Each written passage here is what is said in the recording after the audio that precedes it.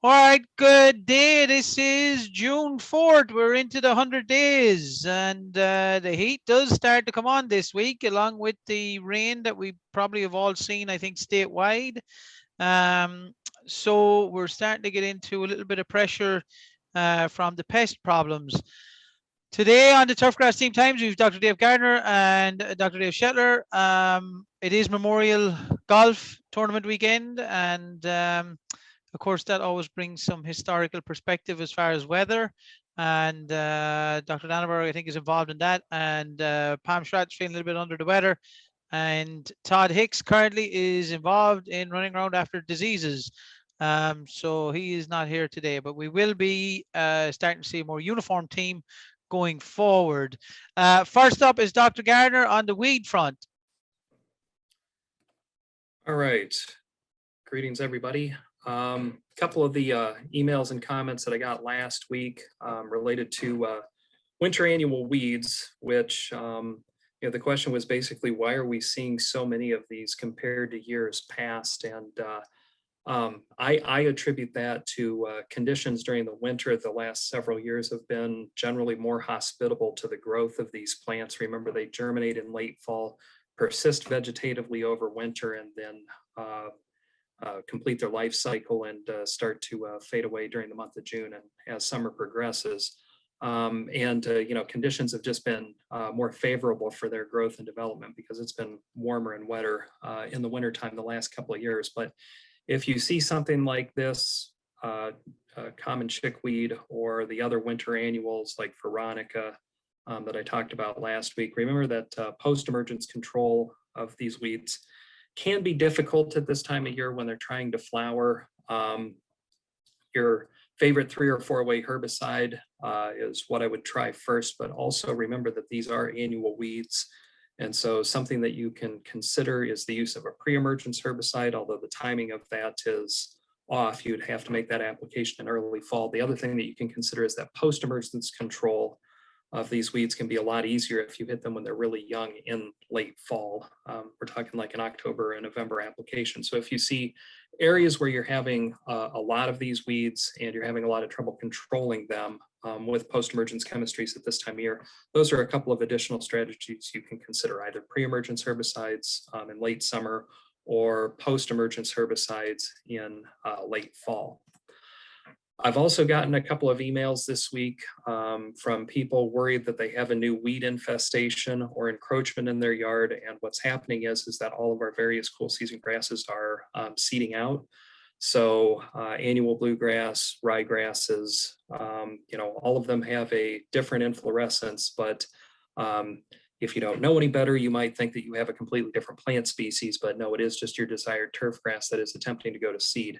Of course, you should keep that mowed in order to reduce the potential for an excessive amount of the plant's energy to be spent on seed head development. It would be better if the plant was using its energy for maintaining vegetative growth.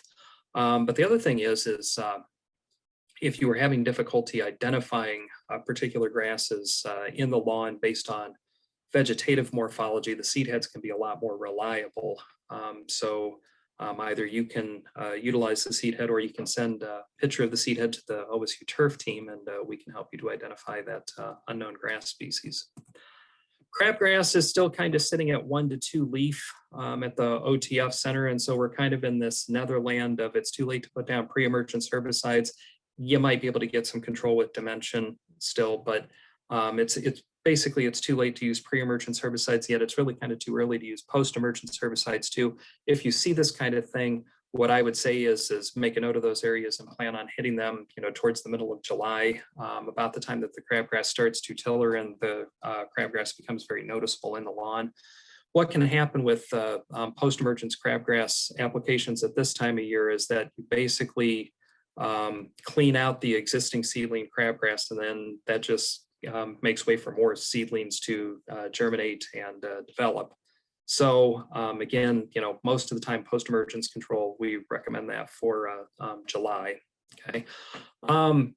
I lifted this graph off of weather.gov. So this is the National Weather Service, their climate page. And I wanted to spend just a second pointing out that for the first time since 2016, we're actually below normal for precipitation here in Columbus. We had been above to spectacularly above normal with our precipitation, but we are actually running a deficit. And so the last time that we had drier than normal weather at this point of the year was in like 2016. And so not necessarily today because everything's all green and lush, but if the trend continues like this, then I expect that a lot of our conversations over the course of the next month are probably going to deal more with, drought management and, the things that we need to do with, pests associated with, when conditions are not optimal because it's too dry out. But just to point out that this is the first time in 5 years that it's actually been drier than normal here in Columbus. And I believe that that's somewhat consistent over the whole state too, that, we're actually down for precipitation. Last thing that I wanted to point out, not to steal anybody's thunder, if Ed was going to talk about this too, but I did notice some disease activity on a neighbor's lawn this morning, some red thread. So this is about the time of year and the conditions were about optimal, high humidity temperatures in the 60s. Seems like this is that time of year that we start to see red thread and some of the other diseases appear on residential lawns. Again, I'm not going to spend a lot of time talking about this. I'll let the pathologists do that. But, when my neighbors ask me about this, I usually just say, hey, that's your cue that you should have put down more nitrogen. Because in many cases with the foliar diseases, rather than a fungicide, just improving the fertility is all that you need in order to make that situation better. But it is a neat disease to look at up close in any event. But Ed, that's all I have for today. Thank you, Dave. Much appreciated. Dr. Gardner or Dr. Shetler, who is probably knee deep in cicada skeletons. How are we doing?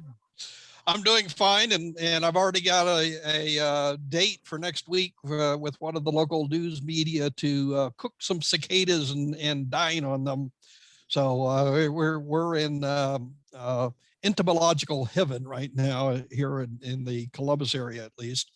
I do want to sort of kick back before I get to the entomology part of it and mention that in our Buckeye Environmental Horticulture team meeting this week, there were several reports of what appears to be herbicide damage to plants in the landscape, as well as to garden plants. And remember, I think Dave mentioned this some time ago, between the amines and the ester herbicides, but even the broadleaf herbicides that can be used in warmer weather, most of those, if you take a look at the labels, they say anything above like 86 degrees, you shouldn't be applying them. And again, I just want to do a quick warning. Most everybody's got their tomato plants out now.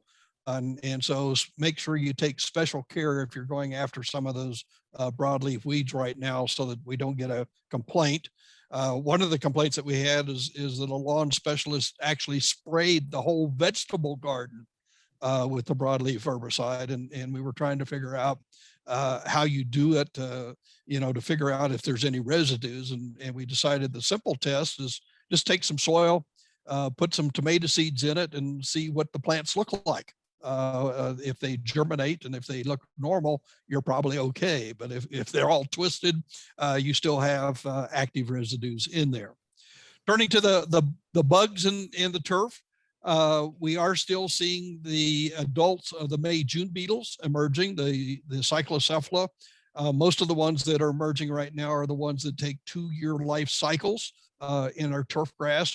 This is always disconcerting to some of our specialists when they find what looks like a very large mature grub at the end of June in the turf. And they're going, what in the world, if it was if it was a Japanese beetle or a mass chafer, that's when the adults are coming out. There shouldn't be any grubs there. But if you find those big grubs, it's probably the May-June beetles at that time. The ones that are out now are laying eggs. And so it's going to take a whole year for those first and second instars to finish their maturity. And then there'll be third instars on their second year of activity. The bottom line, if you find those third instars, they're almost impossible to kill. The only effective technique that I've often recommended is that if there's very many of them, pull the turf back, try to purchase about a 40-pound bag of the insecticide, hold that bag about 4 feet above the grubs and drop it. And you'll probably get better control of those big, fat, sassy third instar May June beetles than you will trying to apply that insecticide. Concerning the rest of the grubs, right now is an ideal time to put out your normal grub insecticides, especially the imidacloprid products. Those are the cheaper materials to use for season-long grub control. And with this slightly drier than normal conditions that Dave Gardner mentioned, the effective residues should remain effective there until the new crop of grub eggs hatch. Also getting some reports of adult crane flies flying up in the Lake Erie County areas. Remember that the European species that we have up there, which is often called the common crane fly or the marsh crane fly, does have 2 generations per year. And so there will be a spring adult flight. That's usually late May, early June. That would be right now. And then there is a fall flight for that one. Usually the spring flight doesn't, even though they lay eggs and there are larvae in the soil in the summertime, those rarely cause any damage unless you're in irrigated turf. And so my recommendation, if you do think you've got enough of those and you need to make an application, any of the combination insecticides, whether it be imidacloprid plus bifenthrin or clothianidin plus bifenthrin or the triple crown material, which is the imidacloprid plus 2 pyrethroids, those seem to be the most effective control materials for the crane fly larvae. Other than that, we're still kind of watching to see when the bill bug damage will show up. It usually begins to show up in about a week and a half to 2 weeks from now. And the first generation of chinch bugs is also beginning to finish its development, and we'll be starting a second generation, which usually shows up at damage in the middle of July into the early part of August. Again, when it comes to chinch bugs, they're easy to control. All of our populations seem to be highly susceptible to any of the turf pyrethroid insecticides, bifenthrin being usually the least expensive. And so a quick pyrethroid application usually will knock out those chinch bug infestations for the rest of the season. Okay, that's all I've got on the bug front. Thanks, Dave and Dave. A couple of things quickly to follow up on. Dave did bring up red thread. That's something that popped up this week in a lot of spots. Leaf spots also hanging around. I had a quick chat with Todd. And the other thing he said he's seen come in, which is not surprising, is some dollar spot activity has finally started to ramp up. The expectation is that a lot of people have made preventative applications already, and this is probably on untreated areas. From the standpoint of where our weather is at, regardless of the moisture, soil temperatures in the Cleveland area right now, as in I looked at the screen 10 seconds ago, were 67.1 degrees, and that is in a modified root zone at a 2-inch depth under greens height / collar height turf. So you're looking at that probably mid 60s number. Now the average for the daytime is probably still around the 61, 62 degree in the Cleveland area, and down in Worcester, a little bit further south, the temperature is not much different. So we'll probably look to update those types of piece of information going forward with greater consistency across the state. Weather forecast wise, it's going to be hot this weekend, and then it cools down with moisture into the middle part of next week. The interesting thing is Columbus seems to be the hottest part of the state next week. Cincinnati is cooling down to low 80s, upper 60s, and Cleveland the same. Seems like Columbus is going to hang on to be a little bit higher in the 80s.